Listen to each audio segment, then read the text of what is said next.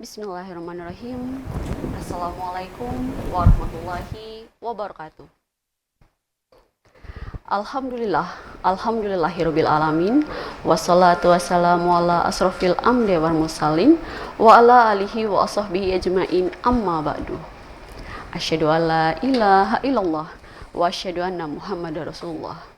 Allahumma sholli ala sayyidina Muhammad wa ala ali sayyidina Muhammad. Shadaqallahul azim.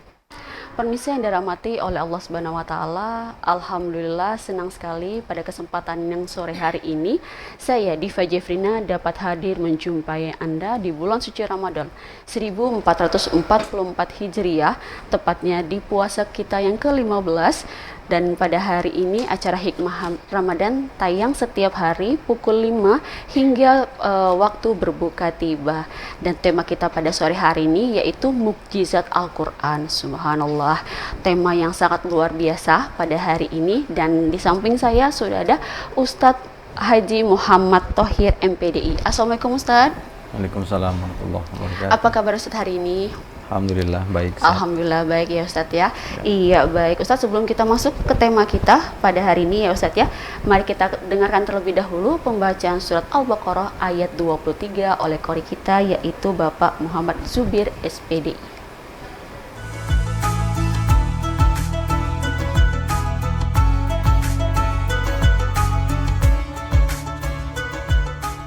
Assalamualaikum warahmatullahi wabarakatuh. أعوذ بالله من الشيطان الرجيم.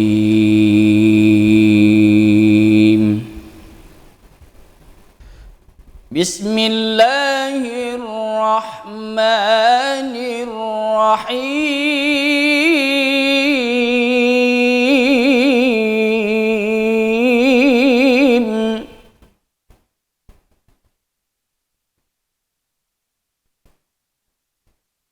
وإن كنتم في ريب مما نزلنا على عبدنا فأتوا بسورة من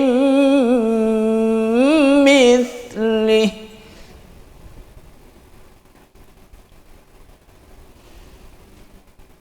وادعوا شهداءكم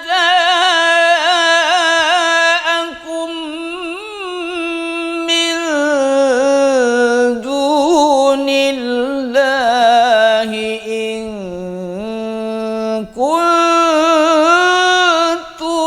صادقين.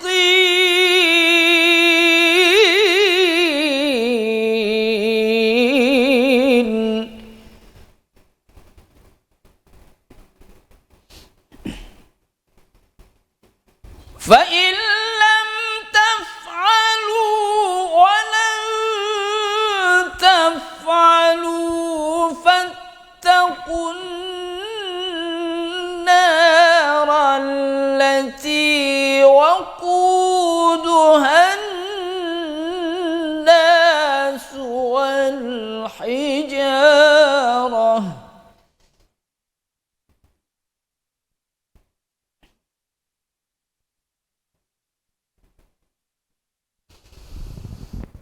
فإن لم تفعلوا ولن تفعلوا فاتقوا النار التي وقودها الناس والحجارة أعدت للكافرين.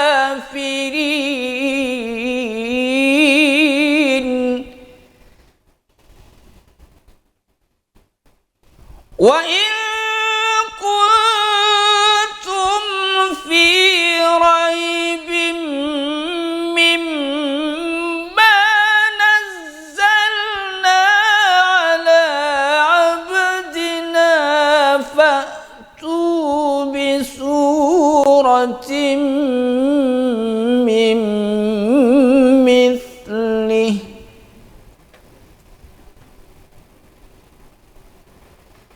وادعوا شهداءكم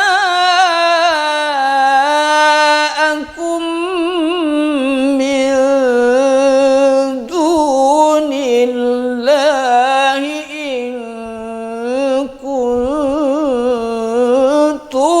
صادقين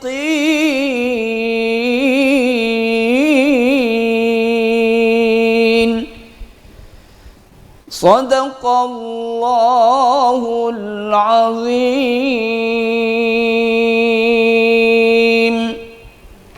Assalamualaikum warahmatullahi wabarakatuh.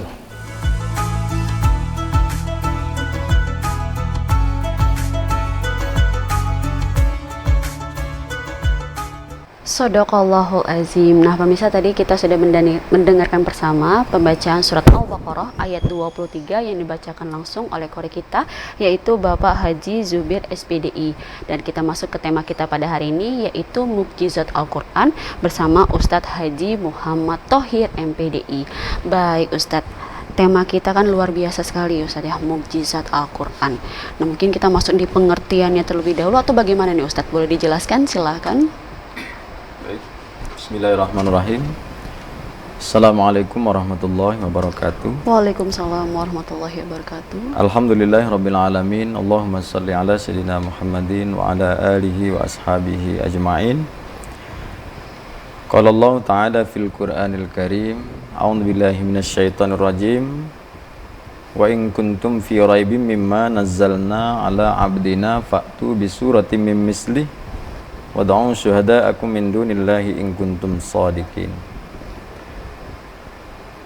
Bahwa surat Al-Baqarah ayat 23 ini menjadi dasar pembahasan kita sore ini, bahwa Allah Subhanahu wa taala di dalam Al-Qur'an menyatakan bahwa surat Al-Baqarah ayat 23, dan jika kamu meragukan tentang Al-Qur'an ini, jadi dari sisi kebenaran, dari sisi kemuliaan, ya kan. Nah, pada masa ini tentu karena ini di zamannya Rasulullah SAW, ini berkaitan dengan keimanan mereka. Jadi konteksnya adalah keimanan mereka tentang Al-Quran itu sendiri. Maka tantangan Allah kepada kaum kafir pada masa itu adalah fa'tu bi suratin min mislih. Silakan datangkan satu ayat saja. Nah, tidak usah satu Al-Quran ya. Jadi satu ayat saja. Nah, jika kamu itu memang bisa menandingi kebenaran dari Al-Quran. Nah, inilah kemudian artinya bahwa satu ayat saja yang Allah tampilkan kepada kaum kafir Quraisy itu sebenarnya sudah cukup untuk membuktikan bahwa Al-Quran itu sudah mukjizat, bukan tandingan mereka. Tetapi karena pada masa itu kerasnya hati mereka, ya kan, berarti pada masa itu masihlah harus ditunjukkan bagaimana Allah menunjukkan kebesarannya dengan mukjizat Al-Quran ini, dengan menantang mereka. Dan kemudian ternyata tidak ada satupun di antara mereka yang mampu membuat semisal dengan Al-Quran ini. Nah, kemudian Al-Quran sesungguhnya apabila kita lihat dari konteks makna mukjizat itu sendiri ya. Jadi mukjizat itu kan artinya sesuatu yang diciptakan oleh Allah, yang digunakan, yang berguna untuk melemahkan musuh-musuhnya. Jadi bukanlah musuh ya. Kalau Nabi memang tidak memiliki musuh. Beliau menganggap umatnya pada masa itu. Hanya saja sebagaimana nabi-nabi terdahulu juga Allah karuniakan mukjizat-mukjizat gitu ya. Tetapi kemudian kita lihat bahwa konteks mukjizat di zamannya Rasulullah ini lebih kepada tentang kemuliaan kalamullah ya. Mungkin fenomenanya agak sedikit berbeda dengan mukjizat-mukjizat kekuatan yang kita kenal dari nabi-nabi sebelumnya ya. Misalnya Nabi Musa dengan tongkatnya, misalnya Nabi Ibrahim dengan tidak sanggup dibakar misalnya. Lalu kemudian Rasulullah diberi satu mukjizat terbesar bahwa bernama kalamullah. Nah, kalamullah ini memang luar biasa dan hadir pada Rasulullah itu. Kalau kita ulas sejarah kembali, misalnya turunnya Al-Quran ini kepada baginda Rasulullah, itu betapa bahwa Rasulullah itu Berat dalam arti bahwa Al-Quran teramat mulia ketika dia masuk kepada seseorang yang bersih ya. Seseorang yang bersih hatinya, sehingganya kemudian Al-Quran ini menjadi sangat berasa masuk. Bahkan Rasulullah diriwayatkan setelah menerima wahyu itu sampai demam begitu ya, karena mungkin saking gitu ya, saking merasakan kebesarannya kalamullah ini masuk di dalam dirinya Rasulullah SAW.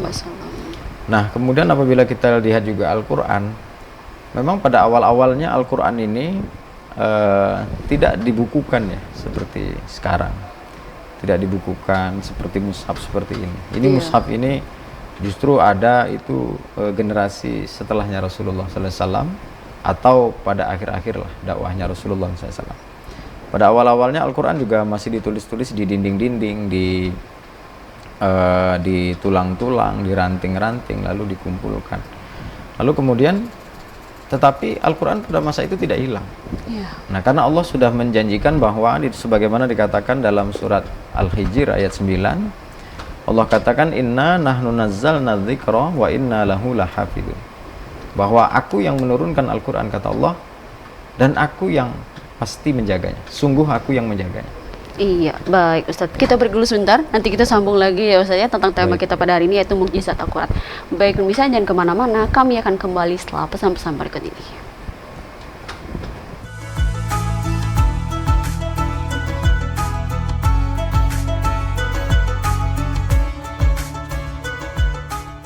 Terima kasih pemirsa, masih bersama kami dalam acara Hikmah Ramadan bersama Ustadz Haji Muhammad Thohir MPDI, dan tema yang pada hari ini yaitu mukjizat Al-Quran.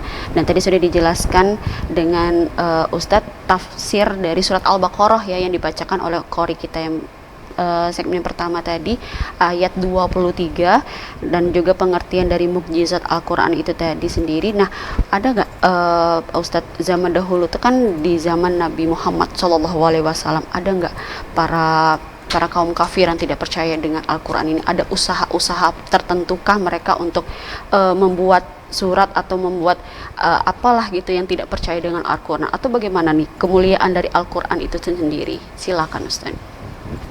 Ya, baik. Jadi dalam catatan sejarah ya, bahwa pada zaman Rasulullah itu juga berkembang syair-syair ya, yang terkenal. Jadi orang Arab itu juga terkenal dengan syair-syairnya yang indah-indah gitu ya. Nah, kemudian banyak yang menyangka juga bahwa syair-syair mereka ini sama dengan Quran. Tetapi kemudian diakui bahwa tidaklah sama, bahwa antara syair-syair yang mereka kumandangkan, mereka lombakan pada masa itu adalah seperti Al-Quran. Nah, tetapi kemudian dalam konteks teksnya begitu ya, tapi dalam konteks keimanan ya kan, pada masa itu mereka lebih tidak percaya bahwa ini ayat-ayat Allah. Ya, kalamullah. Maka kemudian mereka mengadakan ya perlawanan. Perlawanan itu artinya menuduh Rasulullah itu berbohong lah dengan kalam-kalamannya Allah dan seterusnya. Ya, ini terus terjadi ya pada zamannya Rasulullah SAW, sehingganya kemudian karena Al-Quran ini adalah dasarnya sebagaimana Allah sebutkan dalam Al-Quran kan, dalikal kitabul la raiba fi hudan lil muttaqin, bahwa Al-Quran itu dasar petunjuk. Nah, jadi petunjuk itu sudah Allah berikan dalam bentuk Al-Quran, dan Allah nyatakan la raiba fi, maka tidak ada keraguan. Nah, ketika ada yang meragukan, Allah tantang kemudian di Al-Baqarah ayat 23 ini. Nah, begitu. Jadi anggaplah kita mundurkan dengan surat Al-Baqarah ayat 2 ini ya, maka hudan lil muttaqin, bahwa ini benar-benar adalah petunjuk bagi yang bertakwa. Nah, tentu bagi mereka yang tidak beriman, bagi yang tidak bertakwa, nah ini masalahnya adalah mereka tidak dapat menerima ini sebagai petunjuk. Nah, akibatnya mereka juga tidak merasakan bagaimana nikmatnya membaca Al-Quran atau mempedomani Al-Quran sebagaimana orang-orang yang bertakwa. Nah, ini pada masa itu. Atau kemudian kalau kita tarik mundur lah ya, setelah Rasulullah wafat, itu juga ada bermunculan nabi-nabi palsu ya, nabi-nabi palsu. Jadi konteks-konteks nabi palsu itu pada masa itu, misalnya Musailamah Al-Kadzab yang sangat terkenal itu, nah itu pernah juga membuat Al-Quran tandingan gitu ya. Dia membuat ayat-ayat sendiri. Jadi salah satu naskahnya ya difda ya binta difda ain gitu. Artinya bahwa dia menyebut ayat itu ayat kodok gitu ya. Tapi itu kemudian tidak laku lah bahasa kita, karena itu memang Al-Quran ini murni mukjizat dari Allah ya, bahwa Allah menyatakan bahwa ini kalamullah, bukan kalam orang, bukan kalamnya manusia. Sehingga kalau dibuat-buat atau direkayasa, di karang-karang kira-kira begitu, maka tidak akan berhasil. Jadi konteks mereka tidak akan berhasil dalam menandingi mukjizatnya Al-Quran. Ya. Nah, dari konteks mukjizat ini kemudian kita lihat ya bahwa kehebatan Al-Quran ini, apabila Al-Quran ini disentuh kepada siapa saja, maka Al-Quran ini membuat sentuhannya menjadi mulia. Nah, ini kehebatan salah satu dari mukjizatnya ya. Misalnya ketika seorang malaikat bernama Jibril alaihissalam kemudian diperintahkan oleh Allah untuk membawa Al-Quran ini kepada Rasulullah, maka secara otomatis kemudian malaikat Jibril ini menjadi penghulunya para malaikat. Nah, jadi penghulunya malaikat. Artinya bahwa Al-Quranlah salah satu penyebab. Kenapa? Karena beliau ini dipilih oleh Allah untuk mengantarkan Al-Quran. Jadi sentuhan Al-Quran itu luar biasa. Kemudian yang kedua, Al-Quran kemudian sampai kepada Rasulullah. Nah, Rasulullah ini kalau dilihat dari urutannya, beliau ini kan Nabi yang berada pada posisi terakhir gitu ya. Tetapi disebut sebagai Muhammadur Rasulullah Sayyidul Anbiya wal Mursalin. Beliau ini penghulunya para Nabi dan Rasul. Nah, salah satu penyebabnya adalah ketika beliau adalah orang atau Rasul yang dipilih oleh Allah untuk diberikannya kepadanya Al-Quran. Nah, ini salah satu mukjizat yang luar biasa. Iya, baik Ustaz. Kita break dulu, nanti kita sambung lagi. Baik pemirsa, jangan kemana-mana. Kami akan kembali setelah pesan-pesan berikut ini.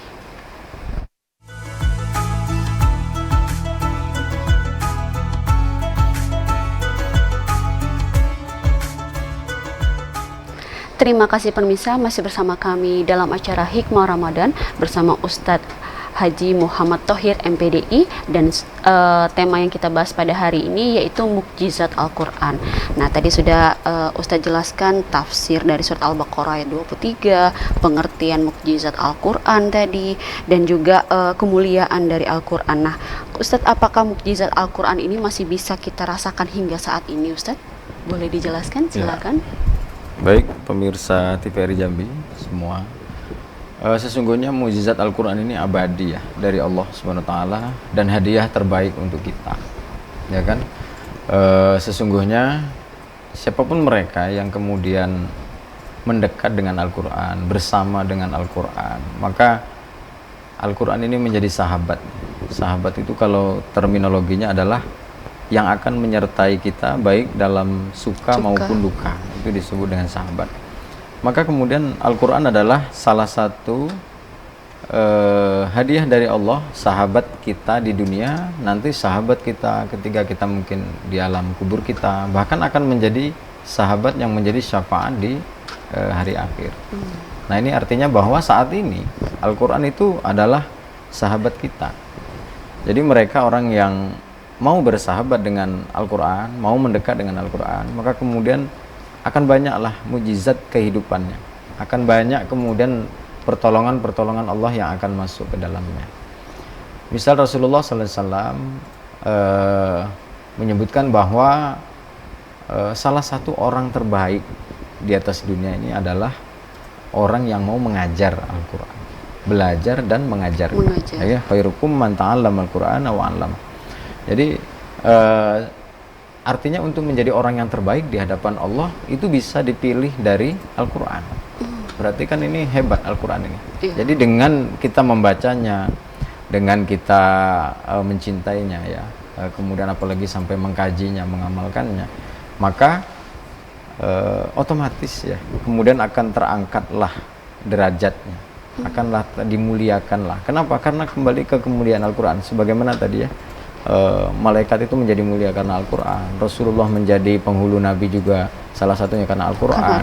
Bahkan bulan Ramadan ini menjadi penghulunya para bulan juga karena ada nuzul Quran, ya kan? Nuzul Quran. Nah, tentu kita juga di dalamnya. Jadi orang-orang yang mau membaca Al-Quran dan mencintai Al-Quran ini pada akhirnya akan terangkat menjadi orang-orang yang mulia. Nah, inilah karena artinya bahwa pada saat ini jika kita ingin merasakan kemuliaannya Al-Quran, maka sesungguhnya Al-Quran itu tidak berubah sama sekali. Tidak ada perubahan. Jadi Al-Quran yang dibaca di zamannya Rasulullah, dibaca setelah zamannya Rasulullah, sahabat, setelahnya, kemudian bahkan ribuan tahun yang lalu ya sama dengan Masih Al-Quran sama. sekarang. Suratnya sama, bacaannya sama. Nah, ini menandakan bahwa bahkan kemudian begitu ingin Allah mendekatkan kita dengan Al-Quran, sehingga Allah mewajibkan Al-Quran ini dibaca dan menjadi syarat sahnya sholat, bahkan menjadi rukun di dalam sholat itu membaca suratul Fatihah. Fatihah. Nah, ini artinya bahwa luar biasanya Al-Quran itu dan akan abadi. Sepanjang kita melaksanakan sholat, berarti sepanjang sholat itu akan kita bersentuhan dengan Al-Quran. Maka karena itu kemuliaan sholat antara lain karena di dalamnya juga disentuh dengan Al-Quran. Al-Quran.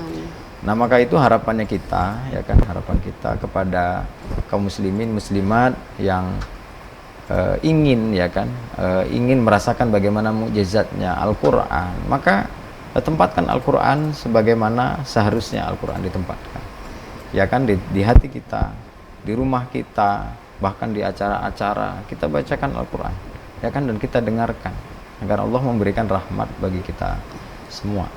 Nah, ini artinya bahwa sekali lagi bahwa Al-Quran sesungguhnya, ya kan, bukan bacaan biasa sesungguhnya. Tetapi sayangnya kemudian orang kadang mendengar atau membaca Al-Quran ya dengan mungkin sedikit bermain-main, sayangnya ya. Padahal itu apabila kita membaca sejarahnya baginda Rasulullah SAW, beliau diwahyukan Al-Quran itu, bagaimana beliau bergetar, bahkan ketika ada suasana yang dingin, ya dingin, beliau sampai berkeringat, padahal pada masa itu sedang dingin, ya, tapi sampai keringatnya sebagaimana musim panas. Artinya beliau merasakan betapa nikmatnya dan agungnya Al-Quran itu sampai kepada beliau.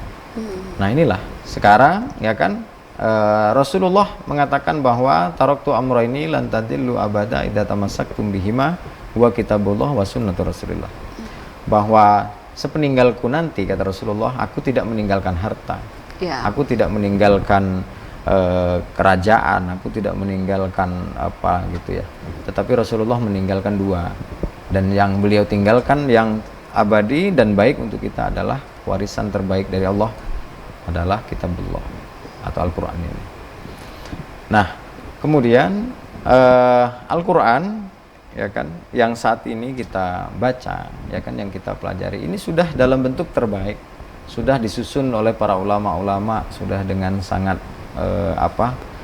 tertib, ya, tinggal membacanya, bahkan dicetak dengan cetakan yang bagus. Nah, ini seandainya kita membandingkan mungkin di zaman-zaman sebelum ada percetakan ini, tentu kan kita jauh mungkin lebih sulit membacanya. Tetapi kemudian dalam catatan sejarah tidak ada kemudian penurunan semangat bagi mereka yang mau mengkaji dan mempelajari Al-Quran. Dari masa ke masa bahwa Al-Quran ini menunjukkan eksistensinya. Saya yakin orangnya berganti, tetapi Al-Qurannya tidak berganti. Sehingganya siapapun orang yang akan hadir pada masanya, baik zaman pada masa keberapa, tahun keberapa, Al-Qurannya sama dan kehebatannya sama, rasanya sama. Jadi seandainya kita ingin merasakan bagaimana nikmatnya orang beribadah ya 500 tahun yang lalu gitu ya. Lalu kita ingin merasakan bagaimana nikmatnya orang baca Quran 1000 tahun yang lalu, ya Al-Qurannya sama yang sedang kita baca ini. Nah, inilah sebenarnya hadiah dari Allah, dan ini harus kita sadari dengan sepenuh hati. Berikutnya juga bahwa disebutkan di di dalam satu hadis Rasulullah menyebutkan bahwa nanti di hari kiamat Al-Quran ini benar-benar akan mendatangi orang yang membacanya dan akan menjadi syafaat baginya. Nah, artinya bahwa sekarang kita diberi momentum oleh Allah, apalagi ini Ramadan, ya kan, nah, Allah lipat gandakan dalam banyak keterangan, ya, dalam banyak riwayat. Ada yang sampai 700 kali lipat, ada yang sampai 1000 kali lipat. Membaca Al-Quran satu hurufnya dikalikan dengan 1000. Nah, bayangkan momen ini, andaikan orang kemudian tidak memanfaatkan Ramadan untuk membaca Al-Quran. Dan inilah kemudian di mana-mana dikumandangkan agar kita budaya membaca Al-Quran itu, ya kalaupun tidak bisa membaca sebenarnya sih tidak apa-apa seandainya dia mau mendengar. Ya, dalam riwayat juga dikatakan bahwa sahabat-sahabatnya Rasulullah itu suka mendengar kalau dari antara sahabatnya atau Rasulullah itu membaca Al-Quran. Ya, tidak selalu menjadi pembacanya gitu ya. Jadi menjadi pendengarnya juga baik sebenarnya. Sudah mendapatkan pahala juga ya Ustadz ya dari pendengarnya itu tadi ya Ustadz ya. Iya, baik Ustadz, kita break dulu sebentar, nanti kita sambung lagi. Baik pemirsa, jangan kemana-mana, kami akan kembali setelah pesan-pesan berikut ini.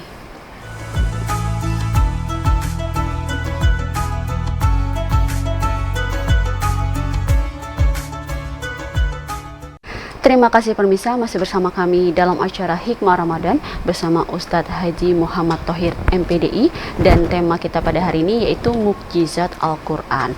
Nah Ustadz tadi kan sudah dijelaskan Mukjizat Al-Quran. Nah, usaha apa nih atau apa yang kita lakukan untuk mendekatkan diri kepada Al-Quran itu sendiri, yang khususnya di bulan suci Ramadan ini yang berlipat-lipat ganda pahalanya bila kita mengaji ataupun cuma hanya mendengar lantunan ayat suci Al-Quran. Silakan Ustaz. Ya. Baik pemirsa TVRI Jambi yang dirahmati Allah, sesungguhnya Al-Quran adalah kalamullah yang mulia untuk kita. Karena itu siapapun sekali lagi yang membacanya, yang mendengarkannya, yang mencintainya, maka kemuliaan akan berpihak kepadanya.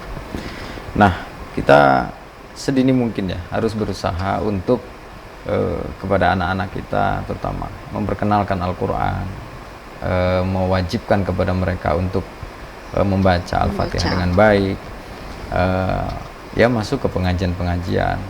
Bahkan kemudian pemerintah juga memberikan motivasi yang tinggi ya, misalnya kita kenal ada musabaqah tilawatil Quran, ya kan, agar tumbuh syiar dan kecintaan kita kepada Al-Quran.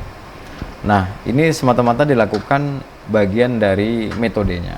Sesungguhnya hasilnya adalah bertambahnya keimanan kita, bertambahnya ketenangan batin kita, sebagaimana Allah menyebutkan ala bidzikrillahi tatmainnul qulub, bahwa menyebutkan nama-nama Allah itu, mengingat Allah itu menjadi sumber ketenangan bagi diri kita saat ini. Kemudian bahwa ya di akhir zaman ini tentu Al-Quran juga sudah masuk ya dalam berbagai metode-metode yang fleksibel.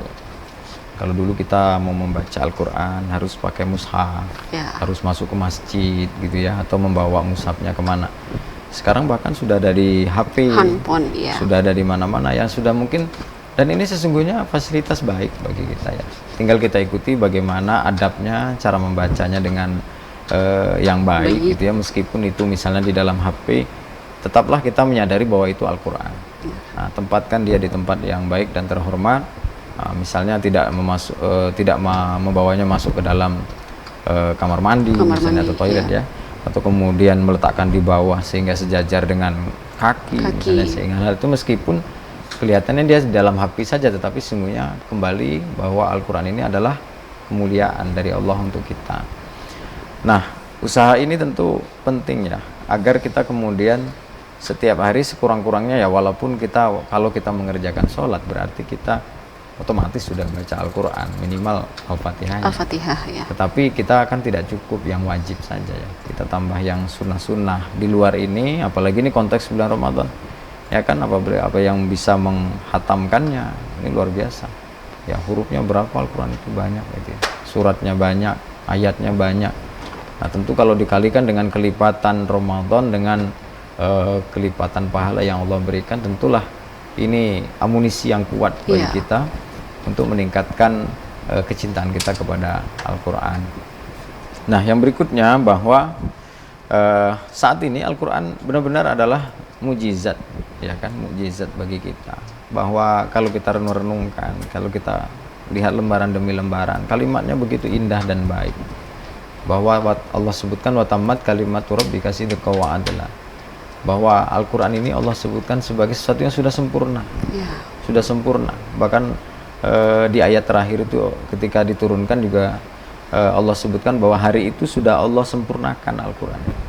Nah, sempurna dari mana? Bahwa sempurna dari sisi kebutuhan. Jadi hampir seluruh kebutuhan hukum di atas muka bumi ini bagi kita kaum muslimin siapapun lah, itu sudah ada dalam Al-Quran. Jadi tidak ada keraguan lagi. Jadi soal hukum mana itu sudah ada semua dalam Al-Quran. Nah, berikutnya juga Al-Quran menjadi dasar dari pelaksanaan hukum-hukum syariat kita saat ini. Saya kira sebagai bagian akhir dari pernyataan ini bahwa mari kita cintai Al-Quran. Mudah-mudahan dengan mencintai Al-Quran ini Allah akan menjatuhkan cintanya kepada kita semua. Iya, baik. Itu tadi pengertian secara luas ya Ustadz ya mengenai mukjizat Al-Quran, terus juga bagaimana cara kita mencintai Al-Quran itu sendiri, dan juga Al-Quran itu diturunkannya kepada Nabi Muhammad Nabi terakhir ya, maksudnya Nabi Muhammad SAW. Nah, kita masuk ke kesimpulan kita Ustadz, boleh, tentang tema kita yaitu mukjizat Al-Quran, kesan dan kesannya seperti apa untuk masyarakat dan para pemirsa yang menyaksikan kita pada hari ini. Silakan Ustadz.